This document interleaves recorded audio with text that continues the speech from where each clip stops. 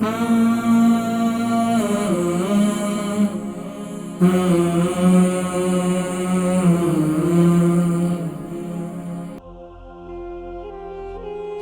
کوئی بھی دوائی استعمال کرنے سے پہلے، کوئی بھی غذا استعمال کرنے سے پہلے اگر دعاؤں کو اپنی زندگی کا معمول بنا لیں تو انشاءاللہ بہت سی بیماریوں سے بچ بھی سکتے ہیں، اور یہاں تک کہ بہت سی بیماریوں سے شفا یابی بھی آسانی سے ہو سکتی ہے۔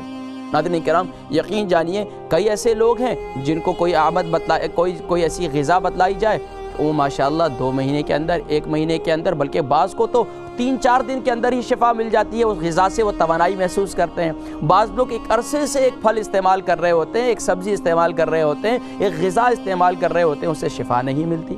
اسی طریقے سے بہت سے لوگ ہیں مختلف قسم کی، ان کو طب نبوی صلی اللہ علیہ وسلم سے کوئی چیز بتلائی جائے تو کوئی ماشاءاللہ ایسے ہوتے ہیں جو ماشاءاللہ دعاؤں کو بھی اپنی زندگی کا حصہ بناتے ہیں اور دواؤں کا بھی اپنی زندگی کا حصہ بناتے ہیں، اور پھر سبحان اللہ انہیں جلدی شفا مل جاتی ہے۔ تو ناظرین کرام، ہمارا کام ہے سبب اختیار کرنا۔ سبب کیا ہے؟ غذا کا استعمال کرنا، تاکہ جسم میں اچھی غذا استعمال کریں گے تو صحت مند رہیں گے۔ اسی طریقے سے علاج کرنا یا علاج کروانا یہ سنت عمل ہے، تو ہم نے یہ بھی سبب اختیار کرنا ہے، لیکن اصل جو سبب ہے وہ مسبب الاسباب، یعنی جو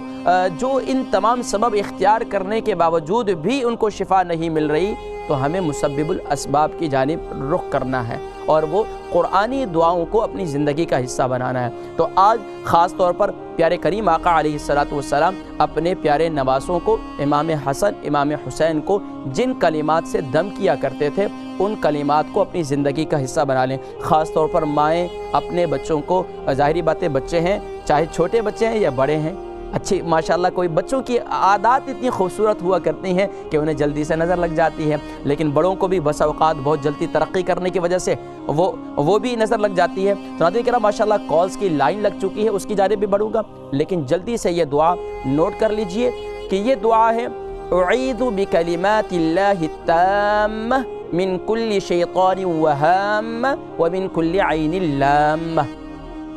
یہ دعا اول آخر درود شریف کے ساتھ 3 مرتبہ یا 7 مرتبہ پڑھ کر اپنے بچوں پر دم کریں، یا جن کو بھی بڑوں کو بھی نظر ہے تو اپنے پر خود دم کر لیا کریں، رقیہ کر لیا کریں، تو اس کی برکت سے انشاءاللہ شفا نصیب ہوگی اور نظر بد دور ہو جائے گی۔ اسی کے ساتھ سورہ قلم کی آخری 2 آیات: وَإِن يَكَادُ الَّذِينَ كَفَرُوا لَيُزْلِقُونَكَ بِأَبْصَارِهِمْ لَمَّا سَمِعُوا الذِّكْرَ وَيَقُولُونَ إِنَّهُ لَمَجْنُونٌ وَمَا هُوَ إِلَّا ذِكْرٌ لِّلْعَالَمِينَ۔